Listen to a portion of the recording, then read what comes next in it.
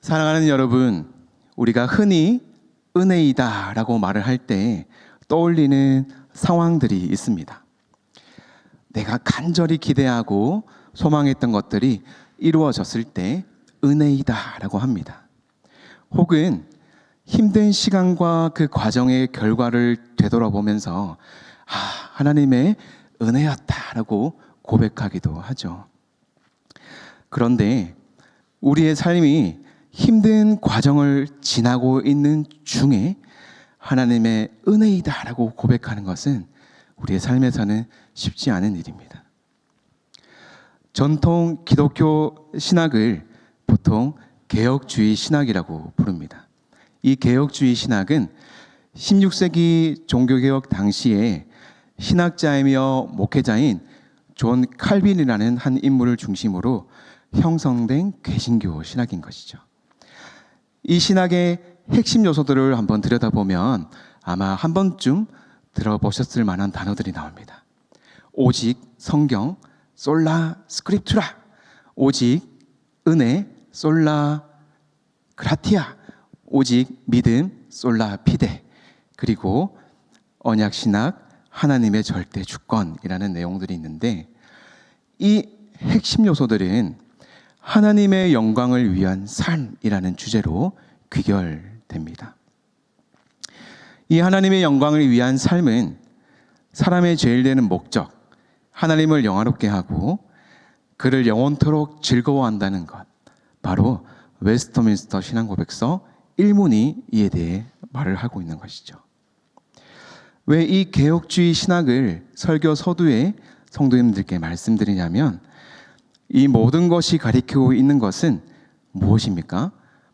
오직 성경, 오직 은혜, 오직 믿음, 이 오직 이 말은 모든 능력의 주권과 생사화복은 내가 만들어 가는 것이 아니라 오직 하나님께 있다는 걸 뜻합니다. 앞서 언급한 종교개혁가 칼빈, 이 칼빈의 신학을 바탕으로 그 한 세기 뒤 17세기에 도르트 총회라는 게 열립니다. 그 총회에서는 5가지 개혁신학의 핵심 교리를 정하는데요. 이 5가지를 통틀어 튤립 교리라고 합니다. 화면 한번 띄워봐 주시겠습니까? 이 튤립 교리는 각각에 있는 스펠링 앞 글자 TULIP를 따서 튤립이라고 부르게 됩니다. 이 교리의 제1번은 인간은 죄로 인해 전적으로 타락하여서 스스로 하나님을 찾을 수 있는 능력이 없다라고 합니다. 이것을 바로 전적 타락이라고 하는 것이죠.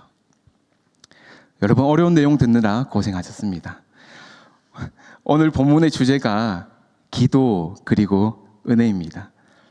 성도님들께서 생각하시기에는 은혜를 받는 데 있어서 기도가 먼저일까요? 아니면 하나님이 주시는 은혜가 먼저일까요?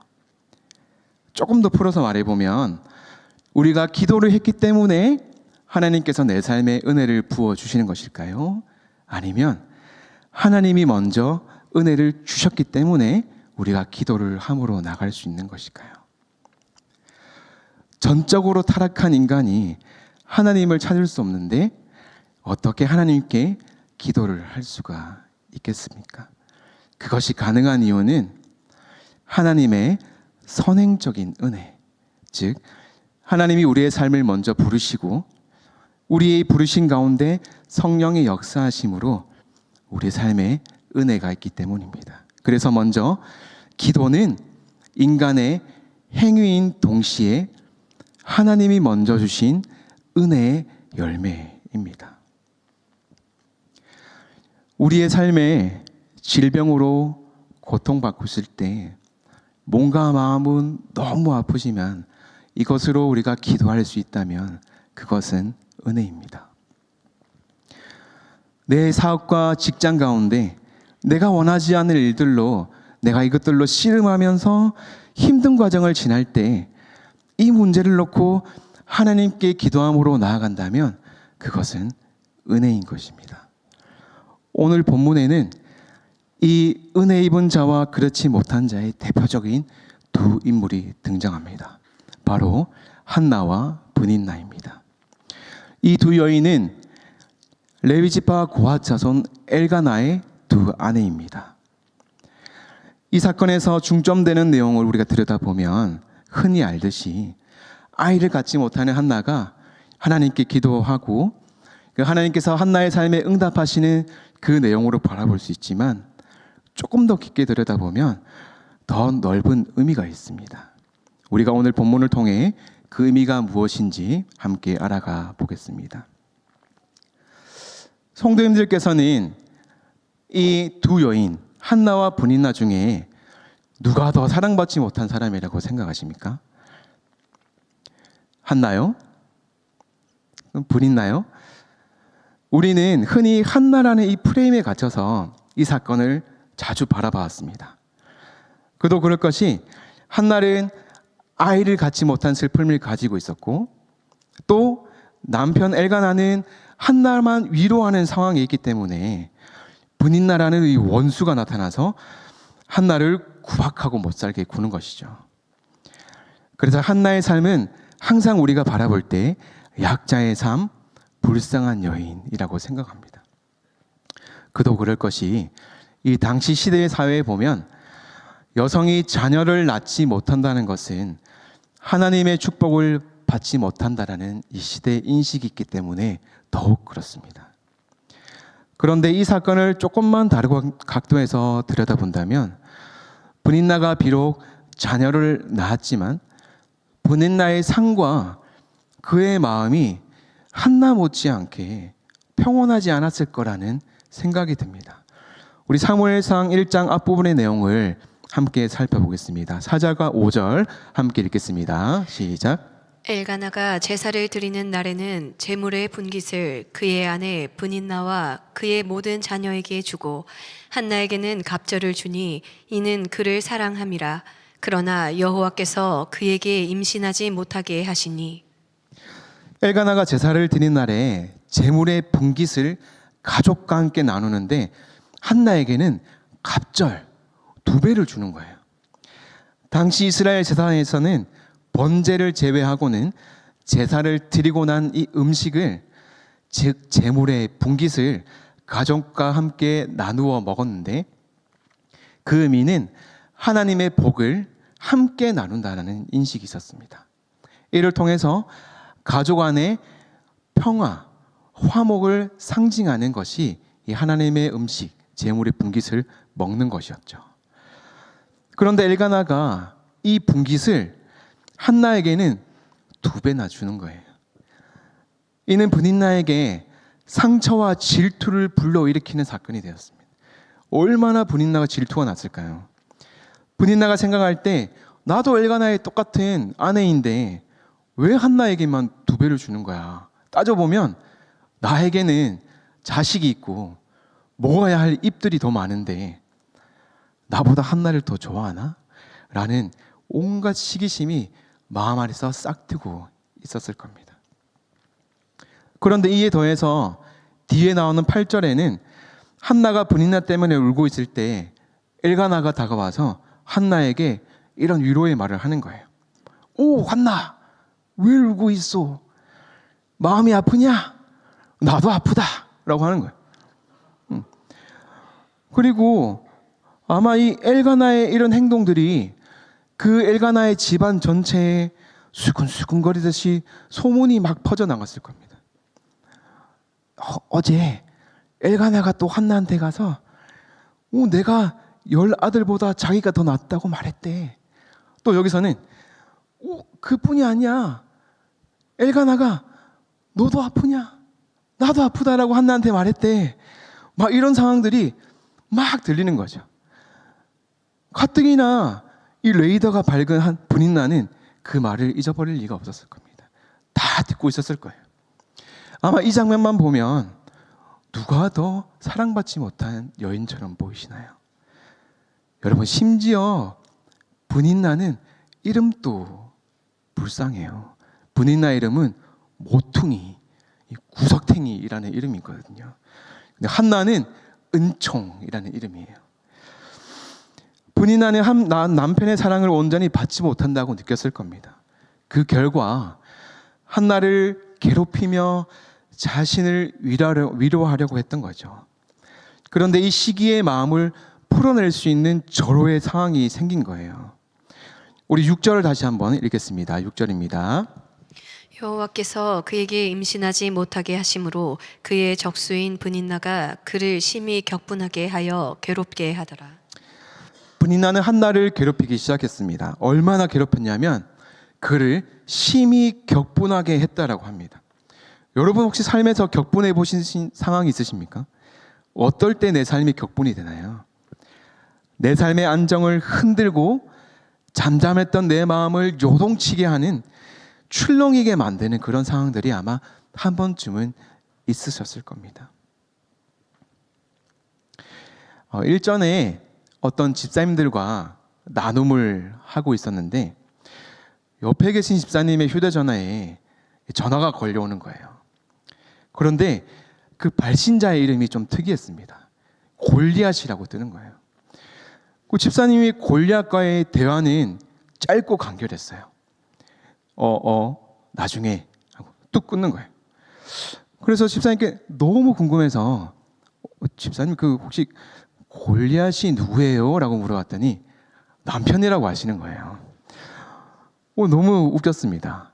그러다가 모임을 쭉 하고 있는데 또 전화가 왔는데 이번에는 사자굴님한테 전화가 온 거예요. 너무 웃겨서 집사님께 여쭤봤어요. 집사님 그 사자굴은 누구세요? 라고 물어보니까 시어머니라고 하는 거예요. 그래서 빵 터졌던 기억이 있습니다. 왜 이름을 이렇게 저장하시냐고 물어봤더니 어떤 목사님께서 설교 중에 예화로 정말 싫은 사람이 있으면 이름을 한번 이렇게 해보라 라고 우스갯소리로 말씀하셨는데 실제로 그렇게 해보니까 정말 효과가 있더라 라고 말씀하시는 거죠. 여러분 얼마나 힘드셨으면 남편의 이름을 골리앗이라 하고 시어머니의 이름을 분인나라고 했을까? 분인나라 사자굴이라 했을까요? 여러분 골리앗과 사자굴의 스토리가 무엇입니까? 그 사건 주변에는 수많은 사람들이 있었고 또 도저히 해결될 것 같지 않는 이 상황 속에서 하나님을 의지하며 나가는 사람들의 스토리인 것이죠. 더 정확하게는 그 사람들의 삶 속에서 일하시는 하나님을 나타내는 스토리인 것입니다. 절망을 기쁨으로, 죽음을 생명으로 바꾸는 순간인 것이죠. 우리 곳곳에 앉아있는 이 중고등부는 아직 이 상황이 무엇인지 잘 모를 것 같은데 여러분 걱정하지 마세요. 하나님께서 예배하신 장르는 다양하시기 때문에 여러분 삶 안에 아마 하나님께서 일하시는 일들이 있을 겁니다. 그 다양한 장르 안에서 하나님을 굳게 의지하는 사람으로 귀하게 성장하실 줄 믿습니다. 다시 본문으로 와서 6절에서 나온 격분하게 하다라는 단어를 유심히 살펴보면 이 앞에 있는 심히라는 단어가 등장하게 됩니다. 이 심히는 히브리어 중에서도 히필형이라고 하는데 학이샤라고 부릅니다.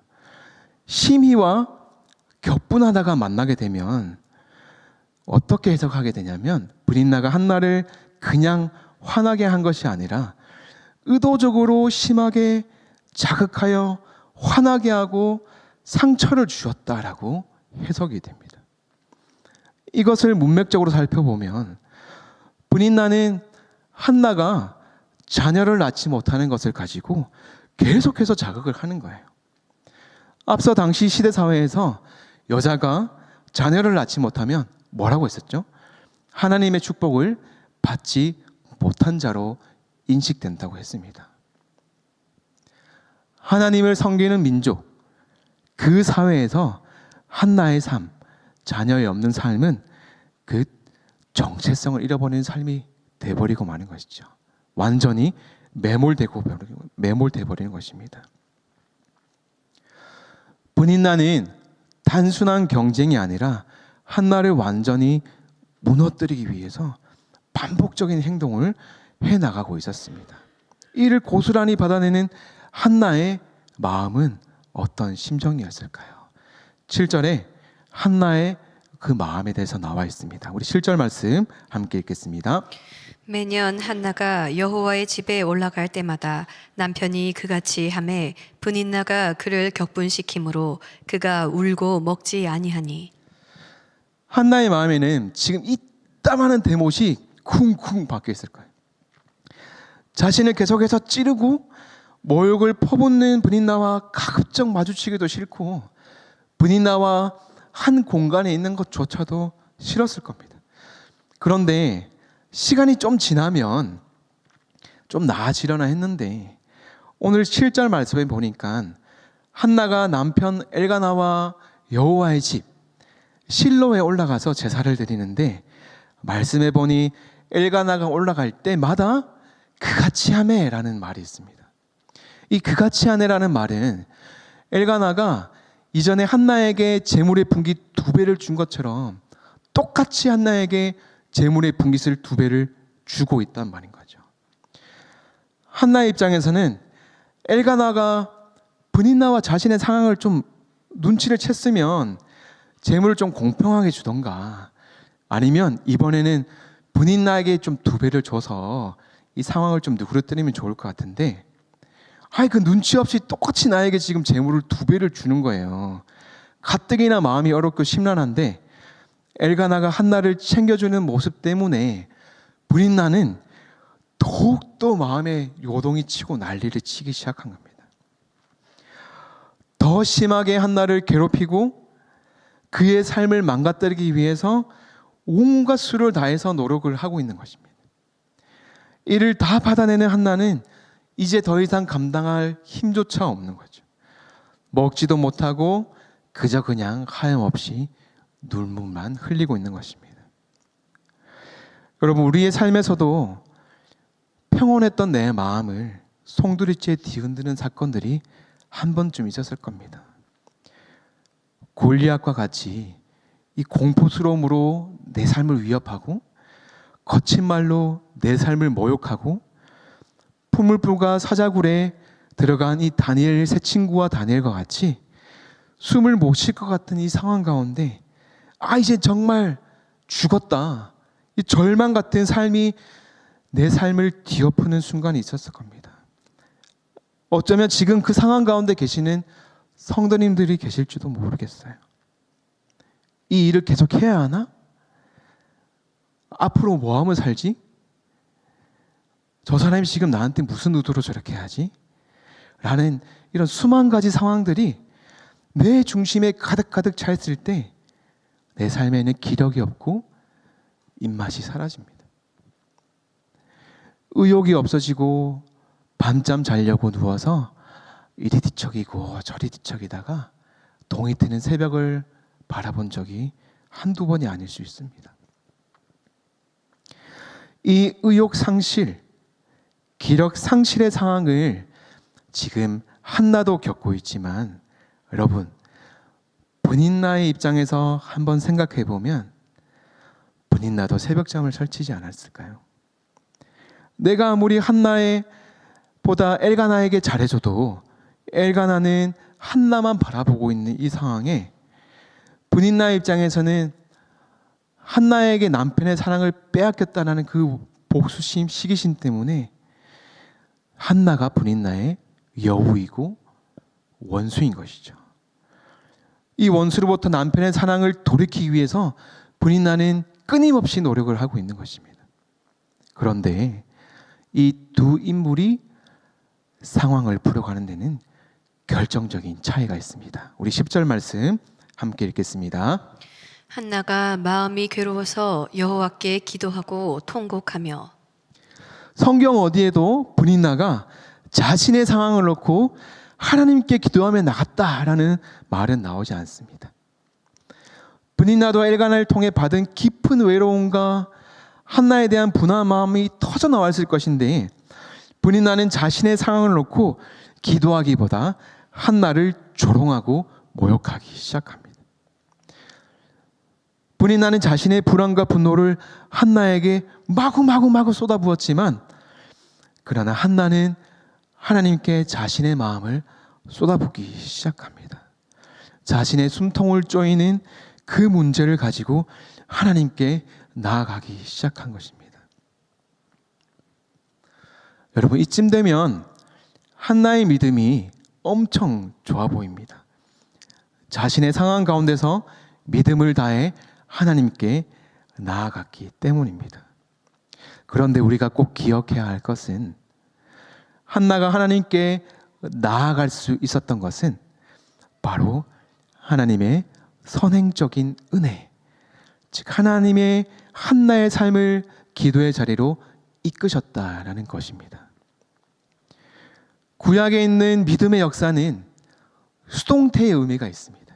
무슨 말이냐면 내가 믿어서 하나님의 은혜를 취하는 것이 아니라 믿어지게 하시는 하나님의 은혜가 내 삶 가운데 있다는 말입니다.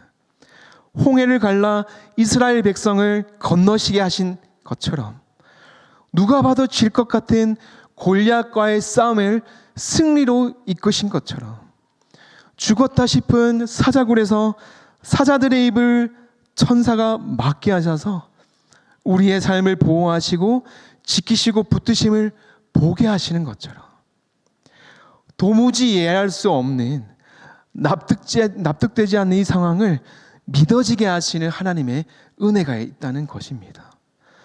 이 믿어지게 하시는 하나님의 은혜가 우리로 하여금 능동적인 삶을 살게 하는 거예요. 우리의 삶을 기도하게 만드시는 거예요. 우리의 삶을 부르짖게 하시는 거예요. 그래서 믿음의 주체는 내가 아니라 기독해 하시는 주체, 바로 하나님, 그 하나님의 은혜인 것입니다. 하나님의 은혜를 힘입어 나아갈 수 있습니다. 내가 준비돼서 나아갈 수 있는 것이 아니라 나를 준비케 하시는 그 하나님을 바라보고 나아가는 것이죠. 왜 하나님은 한나에게 이 분인날을 붙이셨을까요? 왜 그의 삶을 송두리째 흔드는 이 상황을 한나에게 허락하셨을까요? 그건 한나의 삶에 하나님이 하나님 되심을 증명하기 위해서입니다. 우리 12절에서 16절 함께 읽어보겠습니다. 그가 여호와 앞에 오래 기도하는 동안에 엘리가 그의 입을 주목한즉 한나가 속으로 말하매 입술만 움직이고 음성은 들리지 아니하므로 엘리는 그가 취한 줄로 생각한지라. 엘리가 그에게 이르되 내가 언제까지 취하여 있겠느냐 포도주를 끊으라 하니 한나가 대답하여 이르되 내 주여 그렇지 아니하니이다. 나는 마음이 슬픈 여자라 포도주나 독주를 마신 것이 아니오 여호와 앞에 내 심정을 통한 것뿐이오니 당신의 여종을 악한 여자로 여기지 마옵소서. 내가 지금까지 말한 것은 나의 원통함과 격분됨이 많기 때문이니이다 하는지라. 당시의 이스라엘의 기도 풍습은 손을 위로 올리고 고개를 하늘을 향해 소리내어 기도하는 것이었습니다. 그런데 한나가 어떻게 기도합니까? 소리를 내지 않습니다. 한나는 엘가나와 함께 하나님의 집, 여호와의 집 실로에 올라가서 제사를 지내던 여인입니다. 그랬던 한나가 기도할 줄 몰라서 속으로 기도를 했을까요? 아니에요. 오늘 15절 말씀에는 여호와 앞에 내 심정을 통한 것이다 라고 말을 합니다. 여러분, 이 심정을 통했다는 것은 샤파크라고 합니다. 문자적으로는 심령을 쏟아내며 기도를 한다라는 것입니다. 부르짖다라는 의미를 가지고 있습니다. 어떨 때 부르짖습니까? 괴로울 때 부르짖는 거예요. 속이 터질 때 내 삶이 부르짖음이 터져 나오는 것입니다. 도저히 견딜 수 없는 상황에 있을 때, 이 상황의 끝이 보이지 않을 때 울부짖습니다. 그런데 이 부르짖음이라는 단어가, 이 샤파크라는 단어가 동사로 쓰일 때는 어떻게 바뀌냐면 신뢰하다라고 바뀌게 됩니다. 성경은 여러 말씀을 통해서, 그리고 그 사건들을 통해서 우리의 삶을 붙드시는 주님을 우리에게 보여주고 있습니다. 시편 37편 5편에는 이렇게 나와 있습니다. 내 길을 여호와께 맡기라. 그를 의지하면 그가 이루시고. 그리고 시편 56편 3절에서 4절에는 이렇게 나와 있습니다. 내가 두려워하는 날에는 내가 주를 의지하리이다. 내가 하나님을 의지하고 그의 말씀을 찬송하올지라. 내가 하나님을 의지하였은즉 두려워하지 아니하리이다. 한나의 간절한 기도는 하나님 앞에 비로소 심정을 쏟아내고 토로함으로 부르짖음과 동시에 모든 이 상황에 일하시는 모든 계획하심, 모든 주권이 하나님께 있음을 신뢰하고 인정하는 과정의 결과였습니다. 하나님이 은혜를 주시는 것은 나는 할 수 없지만 하나님이 할 수 있는 것을 믿고 신뢰해 나가는 것입니다. 이것이 우리에게 주시는 믿음인 것입니다. 하나님께 맡기는 거예요. 우리의 삶에 혹시 극심한 스트레스 가운데 있습니까? 그렇다면 시편 37편 5편 내 길을 여호와께 맡기라. 그를 의지하면 그가 이루시리라를 붙잡으세요. 두려우십니까? 이 상황을 도저히 이겨낼 수 없을 것 같습니까? 내 앞길의 상황이 걱정되시고 예비되지 않는 이 상황 가운데 내 안에 두려운 마음들이 있습니까? 그러면 이사야 41장 10절을 붙잡는 거예요. 두려워하지 말라. 내가 너와 함께함이라. 놀라지 말라. 나는 내 하나님이 됨이라. 기도는 가능성을 가지고 씨름하는 것이 아닙니다. 하나님이 내 삶에 내가 할 수 없는 일 하나를 주시는 것은 그것을 통해 내 삶에 하나님이 하나님 자신을 증명하시는 것입니다. 그 전능하신 하나님이 내 삶에 일하시고 계심을 나타내고 계시는 것이죠. 그분 앞에 기도한다는 것은 내 삶이 하나님의 주권을 인정한다는 것입니다. 주님께 주권을 맡긴 한나의 모습이 어떻습니까? 18절 하반절 말씀 함께 읽겠습니다. 가서 먹고 얼굴에 다시는 근심 빛이 없더라. 한나는 가족이 있는 곳으로 돌아갔습니다. 그리고 다시 음식을 먹기 시작했습니다. 삶의 끝이라고 생각했던 그곳에서 다시 시작하시는 하나님의 은혜를 맛보고 신뢰하게 된 것이죠. 한나를 옥죄던 그 근심의 빛은 이제 온데간데 없고 다시 가족과 함께 할 수 있는 힘이 생기기 시작한 것입니다. 자신의 의지로 해결하는 삶이 아니라 하나님께 맡긴 자의 삶에 임하는 평안인 것입니다. 우리 빌립보서 4장 6절에서 7절 함께 읽고 말씀을 정리하겠습니다. 아무것도 염려하지 말고 다만 모든 일에 기도와 간구로 너희 구할 것을 감사함으로 하나님께 아뢰라. 그리하면 모든 지각에 뛰어난 하나님의 평강이 그리스도 예수 안에서 너희 마음과 생각을 지키시리라.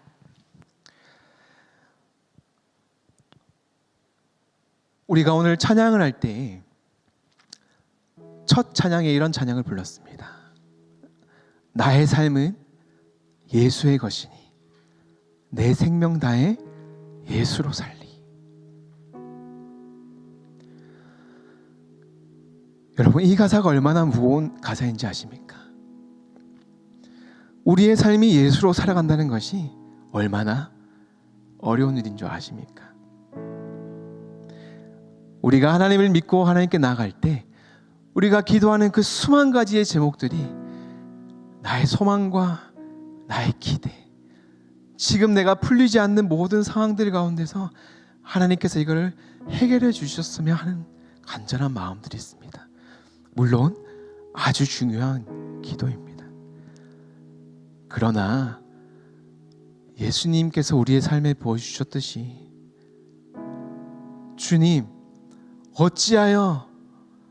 나의 소리를 외면하시나이까? 예수님의 그 끝의 기도는 내가 주의 뜻대로 하겠나이다, 순종하는 기도였습니다.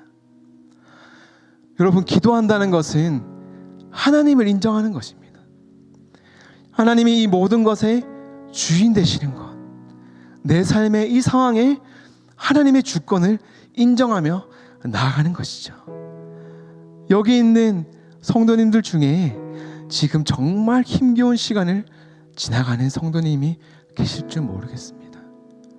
누구에게 말로 다 할 수 없고 또 누구에게 토설할 수도 없는 이 마음이 있는 성도님들이 계실 줄 모르겠습니다. 그렇다면 지금 바로 그 하나님의 은혜가 필요한 때입니다.